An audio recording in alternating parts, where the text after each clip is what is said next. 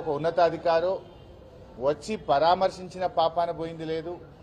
సంఘటన ఎందుకు జరిగింది అని పూర్వాపరాలను తెలుసుకునే ప్రయత్నం కూడా చేయలేదు. ఇప్పటి వరకు దీని మీద పూర్తి స్థాయి విచారణకు కూడా ఆదేశించలేదు.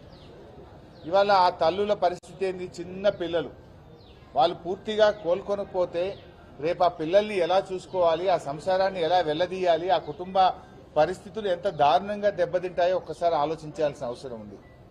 10వ తేదీ 6గురికి మీరు సిజరింగ్ చేశారు. ఎప్పుడైతే వాళ్ళకి ఇన్ఫెక్షన్ వచ్చిందో మరి మళ్ళీ 11వ తేదీ ఎందుకు చేశారు? ఒకవేళ 10వ తేదీ సిజరింగ్ చేసిన వాళ్ళు రాత్రి నుంచే మోషన్స్, వామిటింగ్స్, చలి జ్వరంతో బాధపడుతున్నప్పుడు అదే థియేటర్లో మళ్ళీ 11వ తేదీ మరో 4గురికి కూడా సిజరింగ్ చేయడం వల్ల ఆ 4గురు కూడా ఎఫెక్ట్ అయినారు. అంటే ఇక్కడ వాళ్ళని మేము మాట్లాడినప్పుడు 2 విషయాలు చెప్తా ఉన్నారు. పేషెంట్స్ యొక్క అటెండెంట్స్ కానీ పేషెంట్స్ కానీ థియేటర్లో ఉన్నటువంటి ఇన్ఫెక్షన్ మాకు సోకింది, థియేటర్ మెయింటెనెన్స్ సరిగా లేకపోవడం వల్ల మేము 10 మందిని డాక్టర్ల నిర్లక్ష్యానికి బలయ్యాము అని చెప్పి చెప్తా ఉన్నారు. ఇంకొక పేషెంట్ అటెండెంట్ ఏమంటున్నారంటే కాలం చెల్లిన మందులు వాడారు, ఎక్స్పైర్డ్ మెడిసిన్ మాకు ఇవ్వడం వల్ల మాకు ఈ పరిస్థితి ఏర్పడ్డది అని చెప్పి ఇంకొక పేషెంట్ యొక్క అటెండెంట్స్ చెప్తా ఉన్నారు. మరి ఇంత తీవ్రమైనటువంటి ఘటన విషయంలో ప్రభుత్వం ఎందుకు గోప్యంగా ఉంచే ప్రయత్నం చేస్తుంది? ప్రభుత్వం దీని మీద ఎందుకు విచారణకు ఆదేశించలేదు?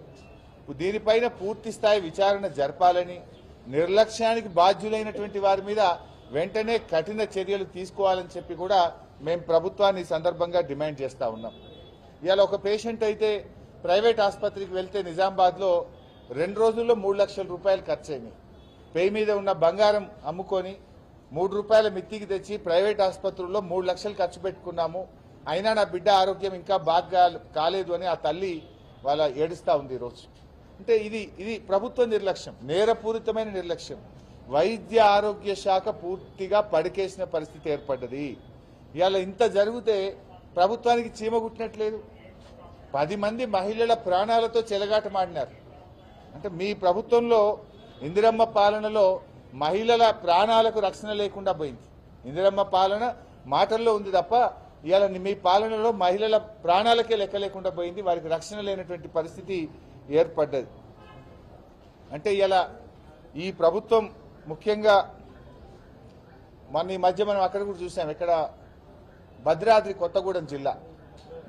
కొత్తగూడెం జిల్లాలో డెలివరీకి వెళ్ళినటువంటి మహిళను జాయిన్ చేసుకోకపోవడం, బెడ్ ఇవ్వకపోవడం వల్ల నిలబడే బిడ్డకు జన్మనిచ్చినటువంటి హృదయ విదారకమైనటువంటి సంఘటనలు కూడా ఈ రాష్ట్రంలో జరుగుతూ ఉన్నాయి.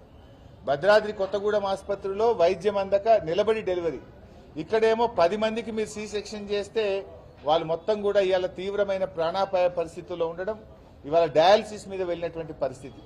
ఇవాళ ఇంకా చివరికి వాళ్ళు చెప్తా ఉన్నారు, పిల్లలకు పాలిస్తే ఆ పిల్లలకు కూడా ఇన్ఫెక్షన్ సోకి నీలోఫర్ ఆసుపత్రిలో ఆ పసిపిల్లలు చికిత్స తీసుకునేటువంటి పరిస్థితి. అంటే తల్లులకు సోకినటువంటి ఇన్ఫెక్షన్ పాల రూపంలో పసిపిల్లలకు కూడా చేరి ఆ పిల్లలు కూడా ఈరోజు జాండీస్తో రకరకాల ఇబ్బందులతో నీలోఫర్ ఆసుపత్రిలో ఆ పిల్లలు చికిత్స పొందుతున్నటువంటి పరిస్థితి ఏర్పడ్డది.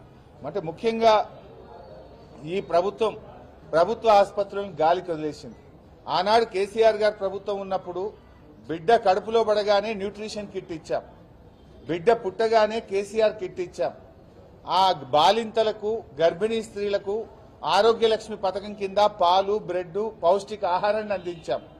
అదేవిధంగా మహిళల ఆరోగ్యం కోసం ఆరోగ్య మహిళ అనే కార్యక్రమాన్ని ఆ రోజుల్లో మేము ప్రారంభించాం. తల్లి బిడ్డలను తీసుకురావడానికి, ఇంటి దగ్గర దించడానికి అమ్మఒడి వాహనాలను బీఆర్ఎస్ ప్రభుత్వం తీసుకొచ్చింది.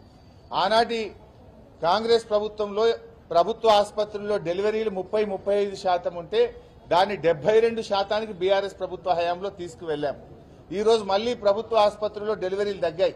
బీఆర్ఎస్ హయాంలో 72% ప్రభుత్వ ఆసుపత్రుల్లో డెలివరీలు జరిగితే ఈ రోజు మళ్లీ అది 50% పడిపోయింది. సి సెక్షన్ రేట్ విపరీతంగా పెరిగిపోయింది. ప్రభుత్వం మానిటర్ చేయడంలో పూర్తిగా వైఫల్యం చెందింది. రేవంత్ రెడ్డి గారు నేను ఏం బంద్ చేసినా అంటాడు. న్యూట్రిషన్ కిట్ బంద్ చేసినావు, కేసీఆర్ కిట్ బంద్ చేసినావు. ప్రభుత్వ ఆసుపత్రుల్లో మందులు సకాలంలో లేకపోవడం వల్ల ఇవాళ ప్రభుత్వ ఆసుపత్రుల్లో నమ్మకం సన్నగిల్లి ఇవాళ డెలివరీల సంఖ్య ప్రభుత్వ ఆసుపత్రుల్లో గణనీయంగా తగ్గిపోయింది. ఆనాడు బీఆర్ఎస్ ప్రభుత్వ హయాంలో మేము తీసుకున్న చర్యల వల్ల మదర్ మోర్టాలిటీ రేటు 92% నుంచి 43కు తగ్గించాము. ఆ రోజు 92 నుంచి 43కి తగ్గించి దేశంలోనే 3వ ఉత్తమ రాష్ట్రంగా తెలంగాణను మదర్ మోర్టాలిటీ రేట్లో తెలంగాణ రాష్ట్రం ఆ రోజు తీర్చిదిద్దడం జరిగింది. కానీ మీ హయాంలో ప్రభుత్వ ఆసుపత్రులకు ఇలా సుస్థి పట్టినటువంటి పరిస్థితి ఏర్పడ్డది. ఇది ప్రభుత్వం యొక్క నిర్లక్ష్యమే కాదు, బాధ్యత రహిత్యం అని కూడా నేను చెప్పదలుచుకున్నా. ఇవాళ ఎందుకు బాధ్యత రహిత్యం అంటున్నా అంటే, ఈ సంఘటన జరిగి 10 రోజులైనా వైద్య ఆరోగ్య శాఖ మంత్రి గారు రాలేదు, జిల్లా మంత్రులు రారు, శాసనసభ్యులు రారు, వైద్య ఆరోగ్య శాఖ ఉన్నతాధికారి రారు, ఎవరు కూడా పట్టించుకోరు. ఎందుకు ఇంత గోప్యంగా ఉంచే ప్రయత్నం చేస్తున్నారు? ఈ సంఘటన మీద మీరు ఏమైనా ఎంక్వైరీకి ఆర్డర్ చేసినరా? చేస్తే ఎంక్వైరీ రిపోర్ట్ బయట పెట్టండి.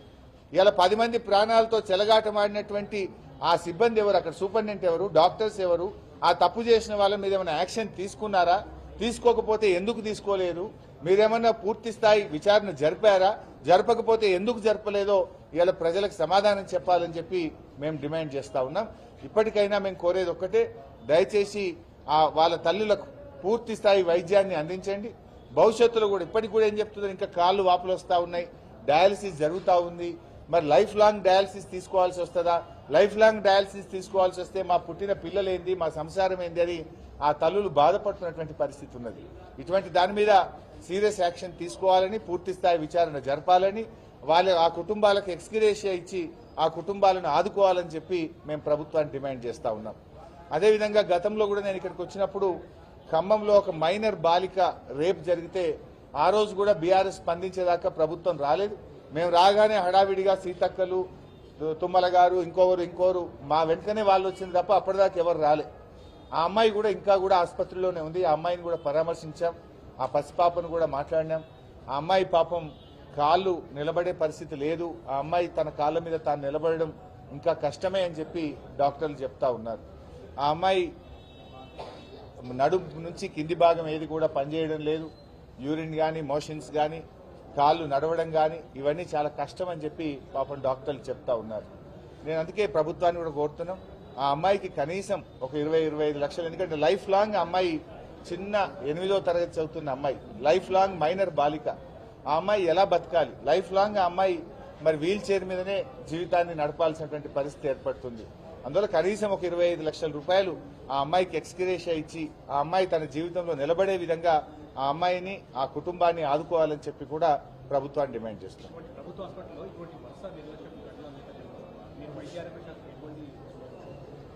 నేను గతంలో వైద్య ఆరోగ్య శాఖ మంత్రిగా రెగ్యులర్ సూపర్విజన్ ఉండేది.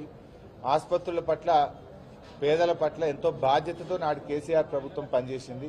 ఇవాళ సూపర్విజన్ లోపించింది, మందులు కూడా పూర్తి స్థాయి నిల్వ ఉండడం లేదు, జవాబుదారీతనం లోపించింది.